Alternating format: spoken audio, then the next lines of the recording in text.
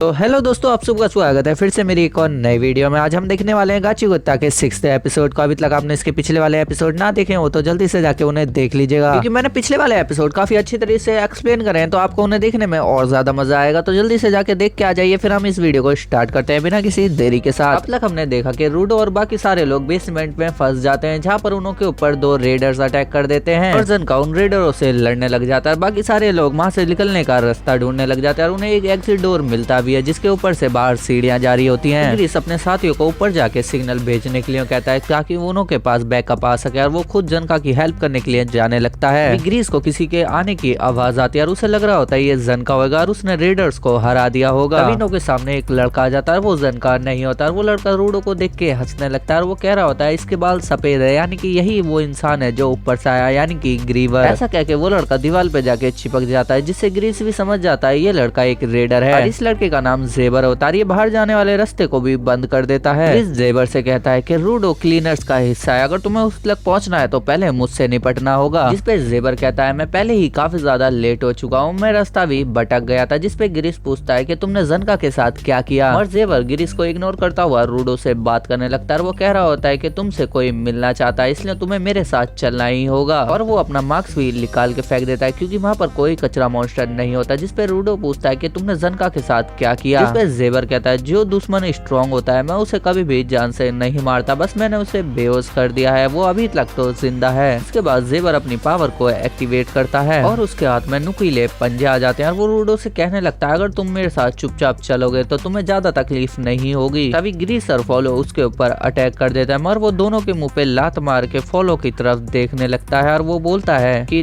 तुम तो काबिल हो लेकिन ये दूसरा वाला नहीं है। जिस पे ग्रीस खड़ा होके कहता है चाहे कुछ भी हो जाए मैं अपनी टीम को सपोर्ट जरूर करूंगा। और जेबर कहता है कि मैंने सुना था क्लीनर्स के अंदर सपोर्टर नाम के फालतू के लोग होते हैं और वो फालतू लोग किसी को क्या ही बचाएंगे। जिस पे रूडो ग्रीस से कहता है कि तुम इससे नहीं लड़ सकते हो, सामने से हट जाओ। जिस पे जेबर रूडो से कहता है कि बुरा मत मानना, ये तो पहले ही मर चुका है। और रूडो देखता है कि जेबर ने अपने पंजे ग्रीस के अंदर घुसा दिया होता है और ग्रीस का तालिस्मान भी बाहर आके गिर जाता है और रूडो उस तालिस्मान को पकड़ता है और उसे ग्रीस की जगह रेक्टो दिखाई देने लग जाता है। जिसके बाद हमें रूडो का एक नया फ्लैशबैक दिखाया जाता है। रेक्टो देखता है कि रूडो अपना सर दीवार पे मार रहा था और वो उससे पूछता है कि वो ऐसा क्यों कर रहा था, अब तो तुम्हारे हाथ का दर्द भी शांत हो गया है और उसके दिमाग में क्या चल रहा है। जिस पे रूडो बोलता है कि उसे भी नहीं पता उसके दिमाग में क्या चल रहा है, बस वो गुस्सा है, मगर किस बात पे उसे ये भी नहीं पता। रेक्टो कहता है तुम्हें लगता है कि तुम्हारे पेरेंट्स ने तुम्हें फेंक दिया, तुम्हें ये भी लगता है कि तुम बेकार हो किसी कचरे की तरह। फिर वो कहता है कि चलो बाहर घूमने चलते हैं और वहाँ रूडो को जरूर कोई ना कोई चीज मिल जाएगी जिसके अंदर रूडो का इंटरेस्ट होगा, और आज हम ढेर सारी चीजों को देखेंगे, देखते हैं क्या क्या तुम्हें पसंद आता है। ये तुम्हारा खाली कमरा जल्दी ही ऐसी चीजों से भर जाएगा जो तुम्हें पसंद होगी। फिर रेक्टो रूडो को बाहर ले जाने लगता है और ये लोग फिर बुक्स पढ़ने जाते हैं, स्पोर्ट ट्राई करते हैं और कुकिंग भी ट्राई करते हैं, लेकिन रूडो को किसी भी चीज में बिल्कुल भी मजा नहीं आ रहा होता है। तभी रूडो देखता है कि दीवार की दूसरी तरफ एक आदमी कचरा फेंक के जा रहा था, तो रूडो तुरंत भाग के उस तरफ जाता है और वो कचरे में से एक डॉल को निकाल लेता है, जोर जोर से रोने लगता है, कह रहा होता है कि ये तो थोड़ा सा टूटा हुआ है, तो लोग इसे कचरे में कैसे फेंक सकते हैं और मैं इसे ठीक करना चाहता हूँ। ये देख के रेक्टो बोलता है कि तुम उन चीजों की भी कीमत देख सकते हो जिन्हें लोग बेकार समझ के फेंक देते हैं। और कहानी वापसी प्रेजेंट में आती है और हम देखते हैं रूडो ने वो तालिस्मान पकड़ लिया होता है, वो अपनी पावर से उसे ट्रांसफॉर्म करने लगता है और ग्रीस जो अभी तक जिंदा होता है ये देख के बोलता है कि अब समझ में आया रूडो पहले अपनी पावरों को यूज क्यों नहीं कर पा रहा था। रूडो की पावर ये नहीं है कि वो छू के किसी भी चीज को व्हाइट वेल इंस्ट्रूमेंट बना सकता है, बल्कि उसकी पावर ये है कि उसे हर चीज की असली वैल्यू पता होती है। रूडो उस तालिस्मान को ट्रांसफॉर्म करके काफी ज्यादा बड़ा कर देता है, जो देख के जेबर खुश हो जाता है और वो कह रहा होता है कि तुम्हारी पावर तो काफी ज्यादा कमाल की है। रूडो मन में कहता है कि ग्रीस की वजह से उसे याद आया कि वो हमेशा से क्या करना चाहता था, अगर ग्रीस नहीं होता तो रूडो अभी भी कुछ नहीं कर पाता। फिर रूडो जेबर से कहता है कि वो उसे हरा देगा। जिसपे जेबर कहता है कि मुझे तो वो स्ट्रॉन्ग लोग काफी ज्यादा पसंद है और मेरा नाम जेबर वॉगर है, चलो एक दूसरे को चीर के रख देते हैं। इतना कहने के बाद वो रूडो पे अटैक कर देता है और वही दूसरी तरफ ग्रीस का खून बहा जा रहा था और फॉलो को काफी ज्यादा चिंता हो रही थी। फिर ग्रीस रूडो की तरफ देख के बोलता है कि पिछली फाइट में वो अपनी पावर को यूज नहीं कर पा रहा था क्योंकि वो काफी ज्यादा गुस्से में था, लेकिन अब उसका दिमाग एकदम क्लियर है।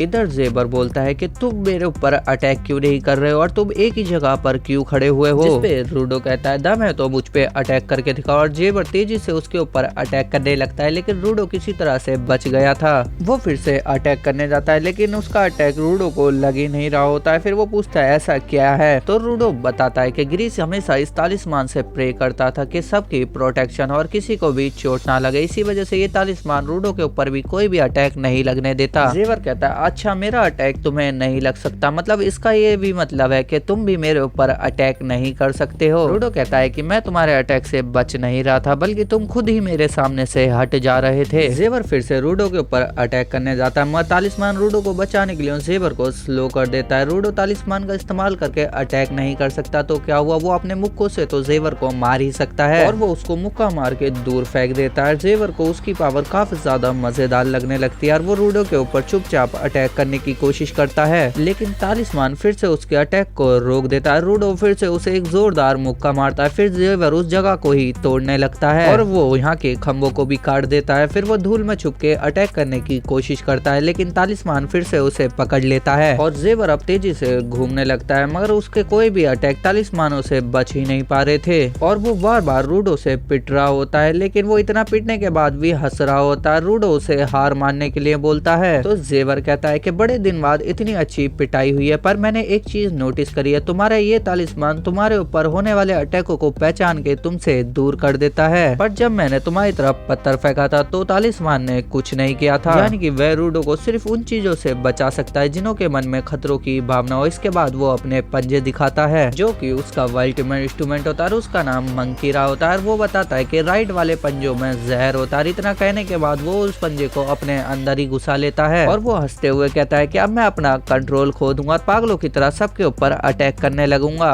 तो क्या तब भी तुम्हारा तालिस्मान मुझे खतरा मानेगा? अब वो जहर की वजह से बेहोश हो जाता है। तभी वो फिर से अचानक से होश पे आ जाता है और अपने पीछे वाली दीवारों को अपने पंजे की मदद से काट देता है और हमारा ये एपिसोड यहीं पर खत्म हो जाता है। मैं उम्मीद करता हूँ आपको मेरी एक्सप्लेनेशन अच्छी लगी होगी। अगर अच्छी लगी हो तो हमारी इस वीडियो को एक लाइक करके हमारे चैनल को जरूर सब्सक्राइब करिएगा।